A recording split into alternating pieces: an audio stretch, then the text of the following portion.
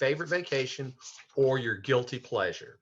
And so somebody either physically raise your hand or virtually raise your hand. We're going to do our thank yous. Corey, did I see your hand go up? Okay. Does anybody have thank yous this week? I have a thank you. Okay. I wanted to thank David Curtis. I'm sorry, my brain is still on mommy mode, and it sometimes is painful to get a full sentence out, which does not bode well for me doing the presentation today, but we're going to go with it. I wanted to thank David Curtis. He's an awesome client. I love working with him. I was able to have another one-on-one with him the other day, and it was just good to touch base and hear some good news and that kind of thing. So just thanks for taking the time, David.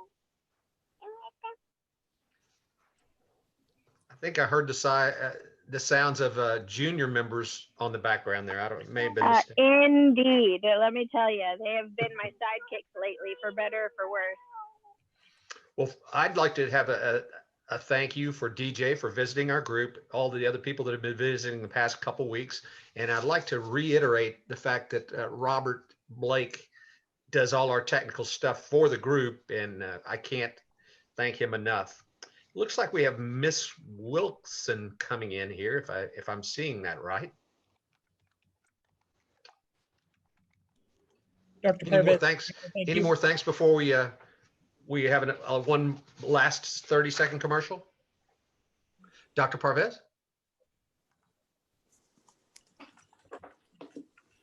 I want to thank Joni for trying to work with me and find out how she could help me with getting something for PPP or not. And thank Meredith for stopping by and including me in their article or blog that they're doing. And thank Paul, but he's not here, so maybe I'll thank him next week. Great. For helping me with the summit and stuff. Okay, Miss Wilson, are you ready for your 30-second commercial? I am. Thank you. I'm sorry for joining late. I just finished the chamber exec meeting talking about BDAC Council, and we've got a lot of neat things coming up for this year, so excited about that. But Joni Wilson, Susser Bank, formerly known as Affiliated Bank, I head up the Arlington branch. We are fast and furious doing PPP loans and our regular look at commercial loans and commercial real estate, single family investment properties. So let me know if you need any assistance. Thank you. Hey, Joni, I'd like to extend you a little latitude. Is there anything you can tell us about the BDAC meeting that we should know that's not classified or anything? Well, just in general, we've seen a drop in general members, maybe due to a financial issue over the past year, and we're working on trying to get those folks back. We're looking at a couple of changes for some an idea that's going to be like a small gathering, a around town concept. So we've got that in the works. Trying to work with some CLC members on maybe getting them back involved. So we've got a lot of different topics that we're working on, and we're probably going to do, because it's been 2 years since we've done a membership drive, so we may be working on that to do that this summer. Okay, thank you, Joni. You're all right, welcome. well, let's continue on with the thank yous. Dwayne? It's actually Angie had her hand up. Okay. Oh, thanks, Dwayne, for sticking up for me. I just want to thank Corey on a personal level.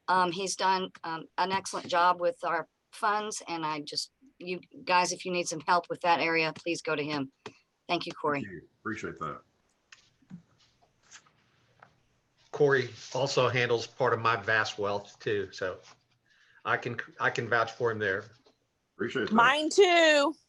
Woohoo! I get to have some cows. Oh, that's great. One herd coming up.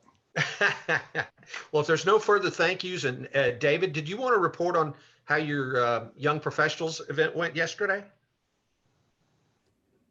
I would, but I wasn't on it. I had a meeting I had to attend to, but from what I heard, it went really well. Okay, great. All right. Well, if you are ready, Miss Souter, we can start the clock on you, and you have 20 to 25 minutes, depending on how much you need. And we're going to have a hard stop at 12:50 so we can do our organized team activity. Okay. And if I start doing things like this, that means you have 5 minutes left, and you can figure out what that one means, right? Yes, sir. I think I can do that. Now the question will be if I actually see you doing that on my screen, or if I have you hidden somewhere and don't see you doing it. So please feel free to verbally interrupt me. Okay. I will turn on my camera here in a second, but I wanted to. I have a little bit of kid chaos going on right now, so I might actually not turn on my camera screen. Thank you guys for giving me the chance to speak. Thank you especially for being patient with me this year, as I have had a lot going on. I think, let me look at the participants real quick. I think just about everybody knows me fairly well. For those that don't, you're about to get to know me fairly well. But this year I have had my husband have 2 herniated discs. One that I thought was debilitating until the other one actually was debilitating. And I was like, oh, that sucks even more than the first one. And I don't know if any of you have ever had a spouse that was formerly super helpful and then completely debilitating. It adjusts your perspective. And boy, howdy, does it make life interesting. So that happened. I had a newborn, which is exciting and a lot of work in and of itself. But then at the same time, that newborn was 6 weeks early instead of right on time. And we spent 3 weeks in NICU. And during those 3 weeks in NICU, grandma's pretty much had my older 2 boys, who are only 4 and 2. So it's not like they're, in their teens or anything, taking care of themselves. And daddy was going back and forth and moving us out of a house, because we had committed to a complete and total remodel of our home, which is awesome. But we were planning on having a NICU baby at the same time. So life has been interesting. Thank you, Jesus. Business has been amazing and exploded. And I think I took care of most of everything and didn't leave anybody hanging. But every once in a while, something crops up that I have to apologize for and fix and mend a relationship. But I appreciate you guys for being the supportive group that you are and have been. I appreciate your patience when sometimes it takes me a little longer to respond than really it should. And what I want to talk to you about today is life insurance instead of death insurance, because what most people have is death insurance. And I might be showing off my little newborn here in a second. Do I need to take him, Ashley? Yeah? Okay. Okay, so you get to be in the world of mommy with the now 5-month-old that says, I decided to wake up and I'm hungry, so I'm going to turn this back off. And yay for multitasking. So what most people have is death insurance. And whereas I can absolutely help somebody out with death insurance, and that is very needed and very necessary, what I enjoy doing a whole lot more is life insurance. Because with death insurance, much like liability insurance on your car, if you have liability insurance on your car, it's only if you get hit by an uninsured driver that you actually get to collect anything from the insurance company. And that's all fine and well for what it is. But much like that, with death insurance, only if you die do your beneficiaries get to collect anything from the insurance company.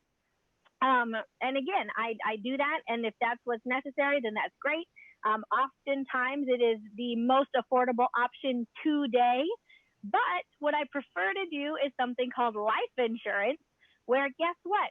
If you have a critical, chronic, or terminal illness, you can accelerate some of this death benefit to help you out while you're alive. Or if you have something that builds some cash value, you can go ahead and use some of that cash while you're alive to do whatever it is that you need to do. I am literally about to start a life insurance policy for my infant baby who is 5 months old. And by simply saving, like, I think I'm doing $200 a month or like $150 a month, something like that for him, by the time he's 50 years old, he should have $1 million. And I don't know about any of you, but I bet you would have been super excited had your parents given you $1 million at 50 years old, right? It would have made life a whole lot easier and nicer. And so, again, life insurance is just, it's a way to safely insure your life, not just your death. And too many middle income Americans, who is most of us, look at it as, hey, this is how I pay for a funeral. And yes, it is and can be how you pay for a funeral, but it can also be so much more than that. I have a friend right now that has that her brother's wife has MS, and they are not, 60, 70 years old. They're, I want to say, in their late 30s or 40s. And had they had one of these life insurance policies, her having MS would have triggered this, I want to say, chronic illness rider, and they could use some of that death benefit to pay for a nurse to come to the home, to pay for her to live in a facility that can care for her needs. It just gives so many more options than the average person has. So I want to pause because my screen doesn't show me what time it is. So give me a second to see what time it is. Oh, 12:31. Oh, wow. I still have a whole lot of time. You Okay, do. so You have a ton of time. really quick, I want to switch to my How Money Works book that I have. That is awesome. Okay, so it's going to show you my phone screen for a second, and then I'll get it to the screen that I actually want. It is this one. So we have, can everybody see my screen? Yes. Okay, so we have an interview with the authors coming up that I am so excited about. It's actually today, and I apologize that I didn't give anybody further notice, but if you're not doing anything at 6 p.m. today, it is a phenomenal book. And if you don't have a book, by the way, now that I'm thinking about it, since I haven't seen this group in person in so long, I think there's many of you that I've not given the book to. So if you want to drop in the chat that you want the book and give me your address, or even better is to text me at 817-938-5614 and text me your address and your name, just in case I don't have you saved in my phone, and tell me that you want a book. I would love to put one of these books in the mail to you because it is just such a good book. And if you don't even think you need it, but you would like to give it to somebody, you can do that as well. Because it's written at a level that a high schooler could understand it, but it's not demeaning to adults. And I love this book because it is just the friendliest, funniest, most interesting financial book that I have ever read in my life. And there's a whole chapter in there on life insurance that goes over the different reasons why you need it and the different terms that you need to be familiar with. And the different benefits that it can give to you, and things that you need to consider. For instance, permanent life insurance can cover long-term care. It can cover tax-free death benefits for the heirs. It can be supplemental tax-free retirement income. It can cover college expenses. It can cover getting a new car. I have several clients right now that instead of financing a car through their bank or the car lot or whatever, they have financed their own car themselves out of their life insurance and pay themselves back their car payment, quote unquote, so that their money can still keep building and growing for them inside this tax protected environment. And so this book is phenomenal in and of itself. But the interview is pretty awesome because the three gentlemen that wrote this book is an insane combination of a powerhouse gentleman in this industry. Steve Siebold was a coach and success coach for, I don't even know how long, I think like 40 plus years. And he started out coaching tennis players. And then he just ended up coaching in the area of just success in general. And he has done coaching problems for giant corporations that pay him millions of dollars. And then he decided actually to join our firm, which was pretty fantastic because he was hired to do a research project on our firm. And after completing the research project on our firm, he decided to join our firm because he really liked what he researched. And so then he wrote this book with Tom Matthews, who's been with our firm for like the last 40 years. And Andy Horner is the guy that made it creative and fun with all of the drawings and everything. And so the three of them together is genius. And it's just so much fun to listen to how they came up with the idea and how they've marketed it. They've been interviewed on all of the major networks. It's just a ton of fun to be working with an event like this and people that have been in this industry for so long. Okay, so now that I have, I forgot I'm sharing my screen. So you just saw my cousin text me. That's okay. Yay, working at home. So now that I've told you about this event, I wanted to take a little bit to share with you one of the events that I am going to speak in that is super exciting. So sorry, let me share my screen again. This is not, all right, this is to brag on myself a little bit, but this is not really to brag on myself that much, so much as to brag on our company and how much I love working with this firm. In the past 6 months, I have been able to, I apologize, I can't multitask very well anymore, and I'm trying to go back to this picture so you can see the event that I'm going to be on. So we have started doing No Woman Left Behind seminars, and it's just talking about the importance of us females knowing what we're doing with our own finances and life insurance and being in the loop, if not in charge of what's going on in our financial home, because typically we let the men do it. And I love men and I have no beef with men, especially in my own life. But in general, either way, if one person runs the finances and the other person is completely clueless, then whenever that person is no longer there, it leaves the other hanging. And so unfortunately, what happens most often is the husbands die before the wives because that's statistically what happens. Sorry, guys. And then us ladies are left to pick up the pieces, both emotionally and figure out what in the world you guys are doing with the money in the first place. And so this seminar that we're doing is featuring Christina Martinez, who is just an absolute powerhouse in our firm. And she has overcome cancer. She has overcome the death of a husband. She has run an insanely amazing, successful business. And she was a teacher originally. I want to say middle school. Don't quote me on that part. And they asked me to do a little 5-minute snippet in front of her. And so I'm super excited about that. And the reason that they asked me to do that is because despite all of the things that I listed and was chatting about in the very beginning that have happened to me this last year, I actually did probably about 10 times more business than the previous years combined.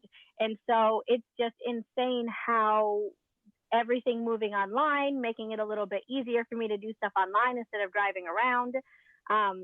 And the need that's there, and thank goodness the team that I've had in place to be able to handle all of it. I am so grateful and so blessed that what the Bible says is true. You know, all things work together for good for those that love God. And whereas I would not have wished or predicted any of this COVID nonsense to go on this year, I am so grateful for the good things that have been brought out of it. because I'm not gonna lie. Let me go back to sharing my video real quick. Bum, bum, bum. Where is it? Okay, here we go. This little man is my more or less constant companion. I don't think that I've been without him more than maybe 4, maybe 6 hours a couple of times in his 5-month-old life. And as you guys know that have known me for years, I used to bring Josiah and Malachi to the meeting with me, right? Mm-hmm. And so as much as I enjoyed that and it was so much fun, it was challenging, you know, carting around the baby all the time. And I am just so grateful and blessed that God has worked out all the details to be able to let me be a mom and run a business at the same time and to make such an impact on the families that I serve. I know this is a tiny bit off topic, but yesterday when I was sitting down with a client, I actually helped her find $12,000 that she didn't know she had. And so I kind of felt like Corey for a second, you know, helping widows find their money. She wasn't a widow yet, but it was just so cool because she literally didn't know she had it. And just through the series of going through the financial situation, which you have to do when you're putting life insurance in place, it was so cool to be able to, and this lady is 71 years old. She's turning 71 at the end of the month. And so to be able to essentially hand her a $12,000 check that she's now able to, you know, do whatever she needs to. She's probably going to go buy a car because hers is about to fall apart.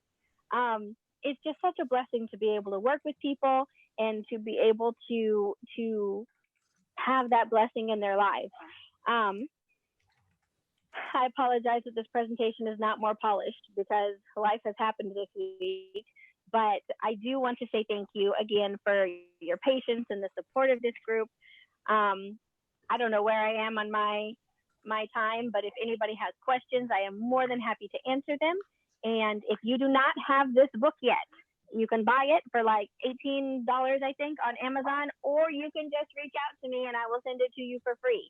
But if you ask me to send it to you for free, I am going to make you promise me that you're going to read it, not just let it collect dust on your coffee table, and that you're going to allow me to follow up with you just to make sure you don't have any questions. So you all know me. I'm not going to harass you till the end of time. I just want to provide service and value and add to your life. So without any further ado, does anybody have questions? Yeah, Kelly, would you please review the reasons why you'd want to insure your infant? I think that's something that I'd never heard of until you introduced that concept to me about 3.5 years ago. Absolutely, absolutely.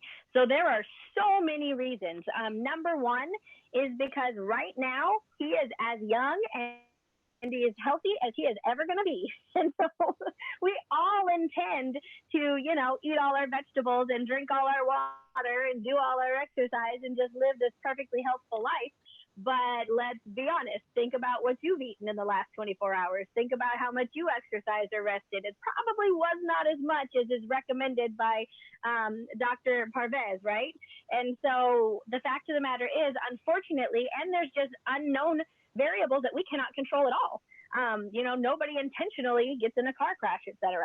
And so number one reason is just because life insurance is not like any other insurance in that once you have the contract, as long as you pay the contracted premiums, which we can, you know, get into the details of, you know, how much and all that kind of stuff. There's all kinds of options. They can't take it away from you. And so unlike health insurance that goes up every year, unlike, you know, car and homeowners insurance that's completely flexible and there's no ill intent towards any of those. That's what it is. It's just, it's really neat that life insurance, once you have that contract, it's the contract and they can't take it away.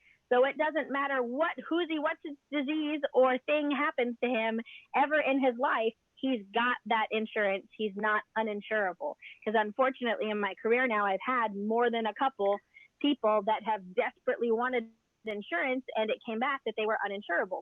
And that just is, you know, really frustrating when that happens. So number one reason is he's covered, his future family is covered, should anything ever happen to him as an adult. Number two reason is when you get the right. Now, there are a whole lot of trash permanent policies. So I am not advocating every single permanent policy on the planet.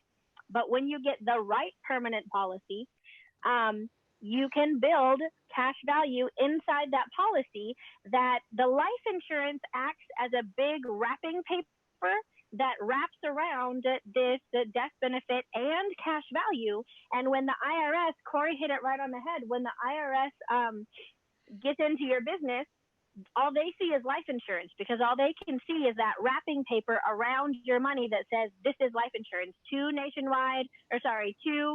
Kelly Sauter from Nationwide, death benefit of $500,000. That's all they get to see unless you voluntarily tell them more. And so life insurance is a income tax free death benefit. However, since that wrapping paper is wrapped all the way around it, they can't see that this part is death benefit and this part is cash value. Only you can see that. And so that allows you to build up that cash value. And over time, just like any savings or investment, over time, that can grow to be a pretty decent number. Right now, one of my mentors has a, I want to say 12-year-old son. And once that son gets to college age, it's predicted that his life insurance can pay his son $2,000 a month and do that all the way through college and not even be phased at all. So think about how many of you or your kids had to work during college to be able to, eat or drive anywhere, and how much that impacted your life. And honestly, I probably am going to make my kids work in college anyways and not just give them a complete full ride for other reasons that we can talk about later. But how cool would that be to not to have had to work to be able to have that savings that, essentially pay you a part-time job and to be able to focus on your studies or whatever else you needed. So that's that other thing, is that cash value can build up and you can use that. And the neat thing is, when you start it as an infant or as a young child, you've literally got years and years and years for that to compound. And I want to go ahead and show you if I can. So I was going to show you the rule of 72 to show you compounding. And I don't remember, since I'm on my phone, usually I can draw on my screen, but I can't draw on my screen when I'm on my phone, apparently. So I'm seeing if I have an illustration. Nope, I don't. Okay, so think of compounding as your money growing just at a set rate of return. Like if you have $100 and you have a rate of return of 10%, which is pretty awesome, then that means $10 is being added, however many times that it compounds.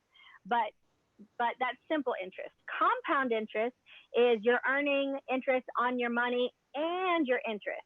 And so instead of just $10 dropping in each time, it's $10 and then $110, 10%, and then it keeps growing from there. So it's actually really not easy to explain unless there's drawings. But if anybody wants, I will happily get together with them and draw it for them. But you guys get the point, I think. Would our essentially giving Miss Wilson like to take a whack at is a lot.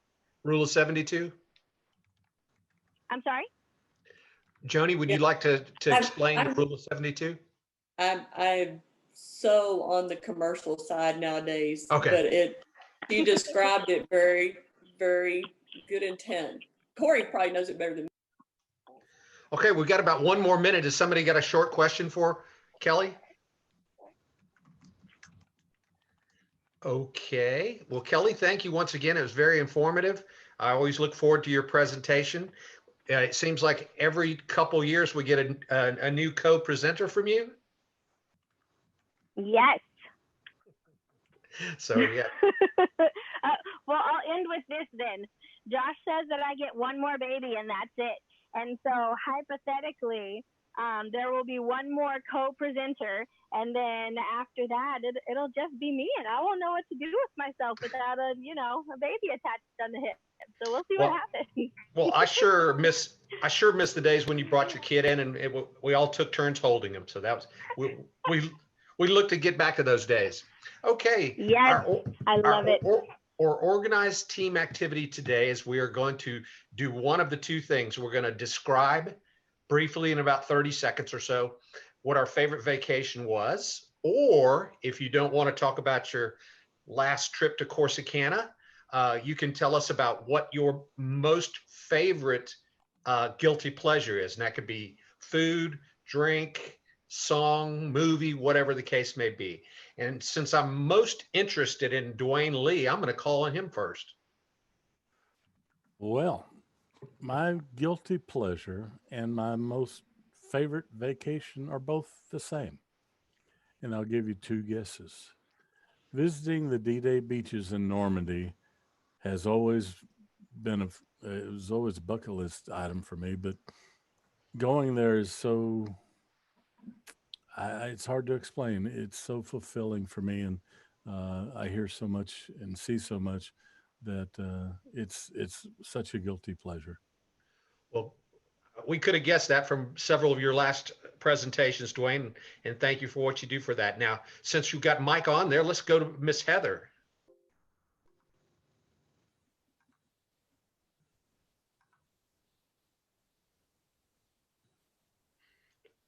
Unmute. Okay. Most people would think it would be Disney World as my favorite vacation spot.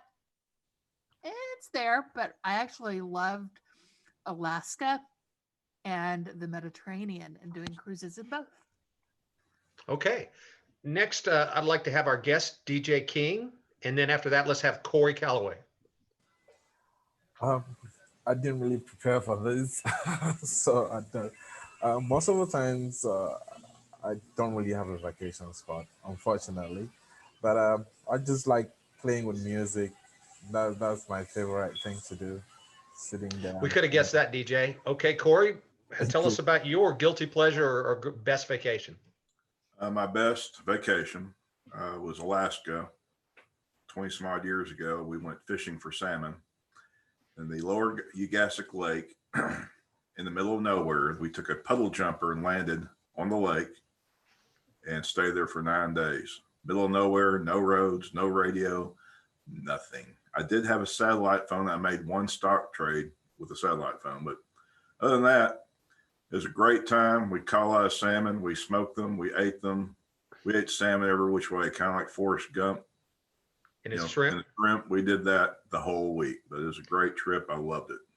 All right. Next, can we have Angie and then Meredith? Angie's on the phone. Okay. How about Meredith?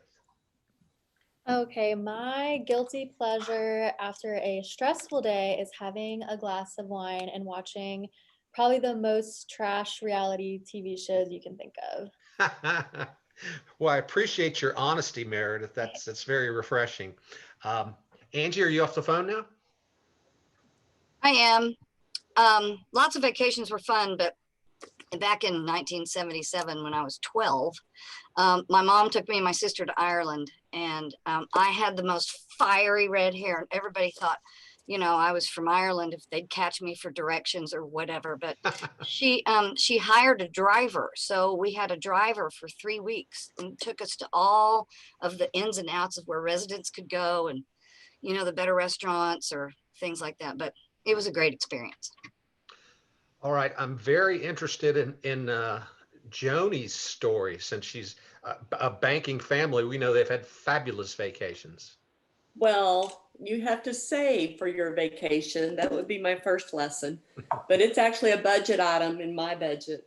But anywhere in Europe, and anytime I can go to St. Bart's in the off season, because it's a heck of a lot cheaper, that's where I'm at, in the French West Indies, British Virgin Islands, or traveling to Europe. Try to do it once a year, but it's been a while. Okay. Well, next I'd like to call on the David brothers. And Curtis, let's go with Berg in alphabetical order before Curtis. Whoa, finally, I get some respect. Okay, so this is a lifetime ago, but when my youngest daughter at the time turned 6, we went to the Disney World. Had a pretty miserable time with 3 kids, pretty boring. I mean, really not fun. The next year we went on the Disney cruise to the Virgin Islands. Amazing vacation. Kids don't remember a bit of it. Then the next year, I didn't make as much money the next year. So we went to Arkansas. We rented a cabin. We rented a boat. I got strep throat, but the kids talk about that vacation all the time. And it was like $400 versus the Disney cruise was 10 grand. So young parents, kids don't care. They don't care. They want to have fun. They don't want to go to every shop at Disney World. You know, they don't care about the Virgin Islands. They liked it on the beach, and that was it. All right, David Curtis. I don't know how I can top that, but I would say my favorite vacation ever was our honeymoon back in 2009 to Maui, Hawaii. Absolutely loved it, and can't wait to go back. All the fresh food and just it was such a peaceful trip. So, Okay, Dr. Parvez. Hey, I've had a few good vacations, but I think my favorite ones, which I didn't expect to be my favorite, was South Africa, which is really beautiful. South Africa, we went to Cape Town, but what was the best part about it is that we went on safari, and I thought we'd be bored in like 3 days, but we stayed like 5 days, and we didn't want to leave. You're like literally sleeping, in a tent in the bush, but you get like meals 3 times a day. Every morning you get up early, go out in the Jeep and see, all the wild animals come right up. It was amazing. And then after that, we went to Zambia and Zimbabwe, Victoria Falls. It was really nice. But anyway, I did not think my kids would enjoy safari as much, but it was great. Kruger National Park, amazing. Great. All right, Kelly Souter, and next we can have your co-worker Ashley. After you, Kelly. Awesome. So it is very hard to choose a favorite. But I think probably still my favorites are when I got to go over to Italy as my junior year in college and spend the year over there abroad. Because the school itself toured us all around Italy. And so then when it came to vacation time, we just got to take off. And I've been to Austria and Greece and France and Germany and Prague. Is that everywhere? And I just, it was so much fun. Man, now I want to go back. So yeah, I guess I would have to say those ones. Okay, Ashley, what's up for you? Well, I'm pretty lucky. My mom lives in Alaska, and my sister actually used to live in Maui. So I did my senior year over in Maui, but my favorite trip lives in a little small, and she lives where the Time Bandit from Deadliest Catch docks, and she actually used to have dinner with John Strahan, and so we got to go tour the boat and sit down and have dinner with him and his boys, which was pretty cool. Very, very nice. Okay, so last 3 will be Robert Blake, Wendy, and your humble narrator. Robert, unmute. Well, I have lots and lots of vacations that I could talk about, but my guilty pleasure happens to be part of my vacations. I like to drive. So I've driven all over the country and all over the United States and wouldn't trade it for any flight that I've ever taken. Great. Wendy, can you tell us about your guilty pleasure or your favorite vacation? My favorite vacation probably has to be when I went to Mexico with some of my friends, and we did a lot of fun activities like jet skiing, riding horses, 4-wheelers, all that stuff. It was just really fun. Cool. Well, this really isn't my favorite vacation, but it's a tale I can tell you. Your parents with young kids. One summer we went from Dallas or Arlington to Breckenridge, Colorado, stayed in a beautiful Breckenridge resort, had a condo with 2 bedrooms, 2 baths, one for the grownups, one for the 2 boys. We did horseback riding, whitewater rafting, paddle boating, bobsledding did all these things. And one evening I bought some poker chips and cards, and I taught the kids how to play poker. And so we're flying home from Denver, and I asked the kids, what was your favorite thing about going on vacation? They go, well, best part was learning how to play poker, and we're going to teach everybody in the whole neighborhood how to play poker. The next thing we knew, there was a casino operating out of our neighbor's garage.